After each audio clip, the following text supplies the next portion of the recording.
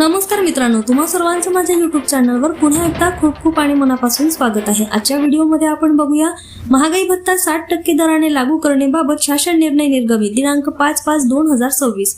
व्हिडिओला सुरुवात करण्याअगोदर तुम्हाला एक विनंती, चॅनलवर पहिल्यांदाच भेट देत असाल तर चॅनलला सबस्क्राइब करा आणि व्हिडिओला एक लाईक करायला विसरू नका। चला तर मग सुरू करूया आजच्या व्हिडिओला। महागाई भत्ता 60% दराने लागू करण्यासंदर्भात राज्य सरकारकडून दिनांक 5 मे 2026 रोजी महत्त्वपूर्ण शासन निर्णय निर्गमित करण्यात आलेला आहे।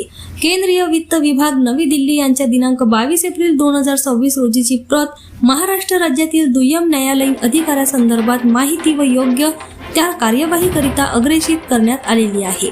यानुसार केंद्र शासनाच्या वित्त मंत्रालयाच्या उपरोक्त नमूद कार्यालयीन ज्ञापनानुसार दिनांक 1 जानेवारी 2026 पासून लागू करण्यात आलेली 2% म्हणजेच 58% ते 60% महागाई भत्त्यातील वाढ व ज्ञापनात नमूद इतर तरतुदी महाराष्ट्र राज्यातील दुय्यम न्यायालयातील कार्यरत न्यायिक अधिकाऱ्यांना तसेच सेवानिवृत्त न्यायिक अधिकाऱ्यांना लागू राहतील असे नमूद करण्यात आले आहे।